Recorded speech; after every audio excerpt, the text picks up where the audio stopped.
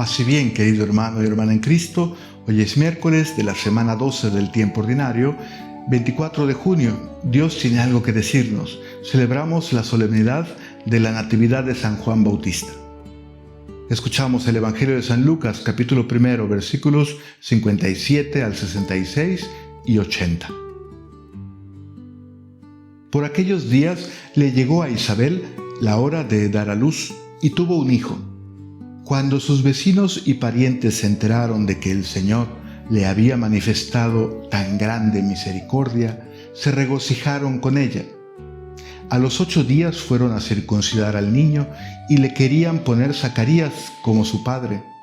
Pero la madre se opuso diciéndoles: «No, su nombre será Juan». Ellos le decían: «Pero si ninguno de tus parientes se llama así». Entonces le preguntaron por señas al padre cómo quería que se llamara el niño. Él pidió una tablilla y escribió: «Juan es su nombre». Todos se quedaron extrañados. En ese momento a Zacarías se le soltó la lengua, recobró el habla y empezó a bendecir a Dios.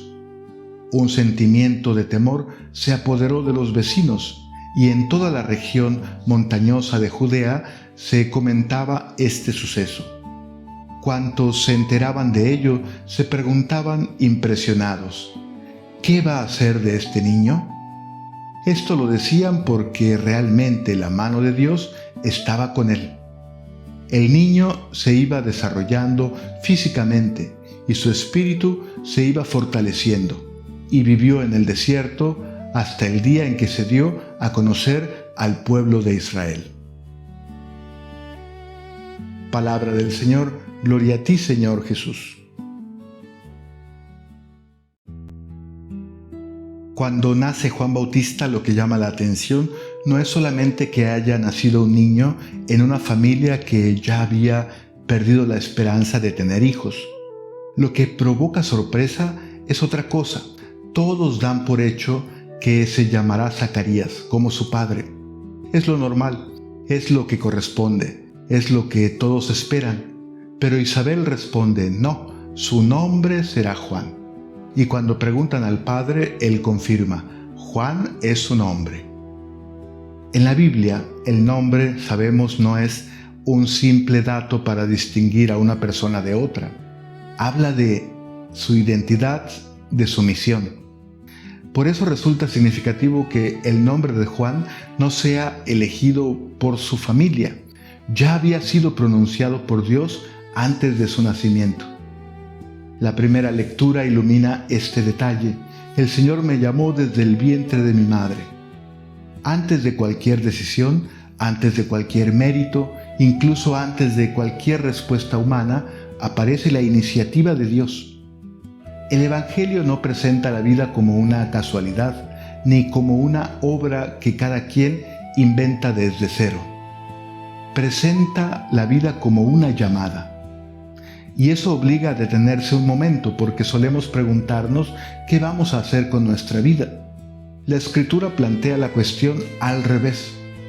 Antes de preguntarnos qué vamos a hacer con ella, tendríamos que preguntarnos qué está haciendo Dios con ella. Juan todavía no ha pronunciado una palabra, no ha realizado una sola obra, no ha tomado una sola decisión, y sin embargo Dios ya está actuando. Hay algo profundamente liberador en esto. La vida no comienza cuando logramos algo, comienza mucho antes, cuando somos llamados. Y hay un detalle que vale la pena notar. El nombre Zacarías significa Dios ha recordado.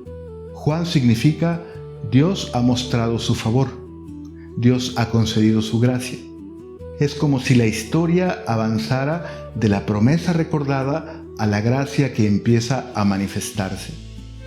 Por eso Zacarías acepta que el hijo no lleve su propio nombre, renuncia a perpetuarse en él para dejar espacio a lo que Dios quiere realizar.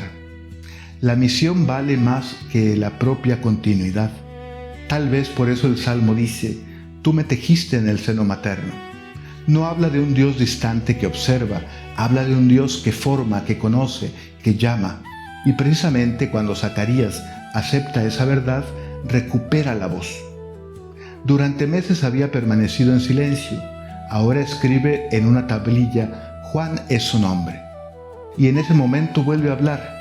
Hay algo profundamente humano en esta escena, no porque nos invite a desconfiar de la palabra, sino porque nos recuerda de dónde nace la palabra verdadera. Zacarías recupera la voz cuando deja de aferrarse a lo que él esperaba y acepta lo que Dios está realizando. Lo primero que hace al volver a hablar no es explicar, ni justificarse, ni reclamar atención. Empieza bendiciendo a Dios. Quizá no siempre necesitamos más respuestas, quizá necesitamos mirar la realidad con más honestidad y menos prisa, para reconocer que Dios puede actuar por caminos que no habíamos imaginado. Al final del relato, los vecinos se preguntan: ¿qué va a hacer de este niño? Es una pregunta inevitable. También nosotros la hacemos constantemente. ¿Qué llegará a ser? ¿Qué logrará? ¿Qué lugar ocupará?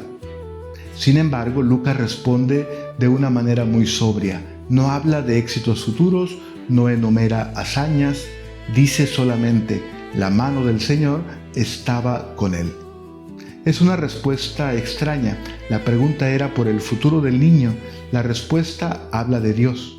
Como si el evangelista quisiera decir que lo decisivo en una vida no es lo que uno llegará a hacer, sino la presencia que la sostiene. Nosotros solemos leer la historia de una persona desde el final, lo que consiguió, lo que construyó, lo que dejó. El Evangelio empieza en otro lugar. Antes de preguntarse por las obras de Juan, mira la mano de Dios sobre Juan.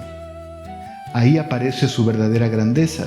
Toda su vida estará orientada hacia otro, no hacia sí mismo. Él será la voz, Cristo será la palabra. Él preparará el camino, Cristo será el camino. Él señalará la luz, Cristo será la luz.